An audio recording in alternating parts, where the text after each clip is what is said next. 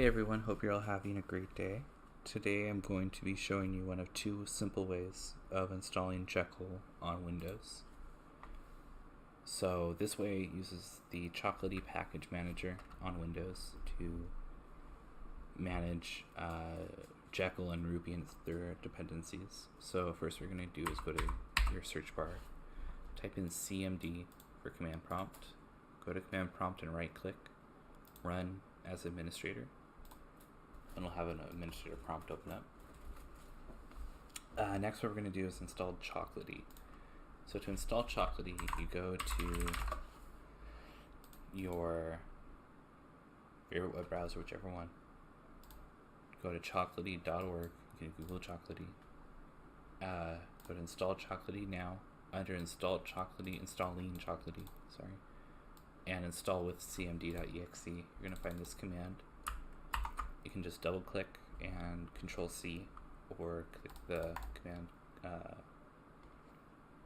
copy the command text button. Go back to your command prompt and right click, and it should paste in there, and then you'll just have to click enter, and it will install it on your machine. Shouldn't take too long. Mine was already installed, but it shouldn't take too long. You're gonna have to close your command prompt and reopen it so that Chocolatey will be added to your path. So run as administrator again. Now that Chocolatey is added to our path and it's all installed, we can use Chocolatey to install Ruby. Ruby is the backend language and processor of Jekyll. So Ruby's already installed for me, so it's very quick, but choco install ruby-y.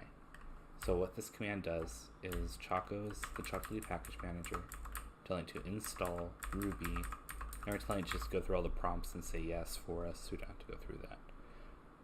So pause the video here, because it'll probably take a little bit. There's a lot of stuff to install there.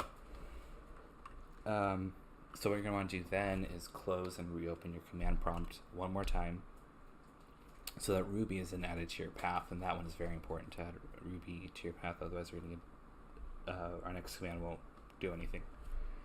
So this next command is gem install bundler. Gems are packages within Ruby, and we're telling it to install bundler. Bundler will install, it basically manages installations of components for different gems. So bundler was already installed for me, so it will take longer for you most likely to install bundler. Quite a lot longer, probably. These take quite a while to install, so if it's taking a while, don't worry. Our next command though is gem, same one, install, same, then Jekyll. So it's going to install our Jekyll gem, which will allow us to run all the Jekyll commands, build Jekyll sites, do all that kind of stuff. So when you gem install Jekyll, this one will take a while for sure, because it's installing all the dependencies of Jekyll. Mine's already installed, so it's super fast. But once again, if that takes a long time, don't worry about it, just wait it out. You might get an error for MSYS2, I believe.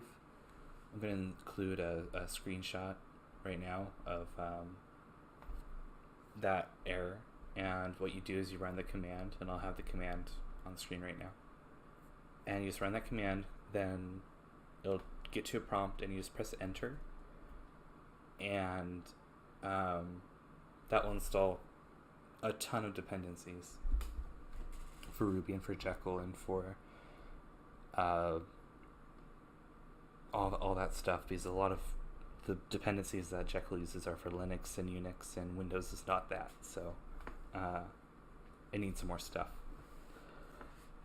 But for now, we have a full Jekyll install, so we can create a Jekyll site. So now what we can do is do Jekyll new, and then you can just name your website, your blog, your documentation. So we can say my new doc site.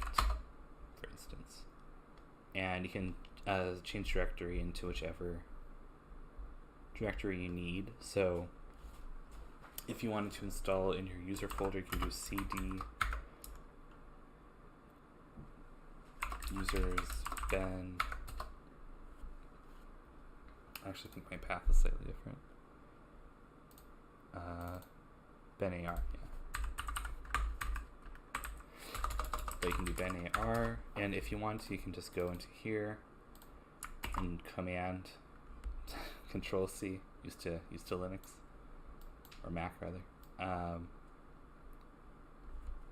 and just CD click, and then you should get there, and then you can install it there. But we have ours at CD docsite. So now that we're docsite again, you can do Jekyll serve, and all of these commands you can find at I believe it's jekylrb.org. I'll actually pull it up right now. .com, sorry. So all of these commands for running and serving Jekyll can be found in the docs. Technically you should do bundle exec Jekyll serve. That's in case you have any new dependencies that need to be generated. You can do either most of the time though. I just find it's less words. But it'll give you a server address right here, and you can go to that address and it will tell you that you have an awesome site. And this is Jekyll. Installing with Chocolatey has some downsides. Upgrading can be a pain. It generally is a little more janky than just doing a Linux bash install under the new Windows subsystem, or whatever they're calling it. But it is very simple to first get up and running. You just enter some commands, and then you have a Jekyll site, and you have a full Jekyll functionality, and you can do all this stuff. I'm going to be creating some other tutorials, ones including the Linux subsystem, Cloud Canon, integration with Cloud Canon, and creating sites with Cloud Canon. So if you want to see any of those, stick around, subscribe, and I will have those out. Jekyll's are really good. I would almost call it a boilerplate for whatever you want to do with static sites. You can do even e-commerce. I'm working on an e-commerce site right now for Jekyll. So it's a really good choice for fast, stable, reliable, and very secure websites, because there's no dynamic content that can be exploited for data and stuff like that. So thank you for watching, and I hope I will see you again and be able to help you again.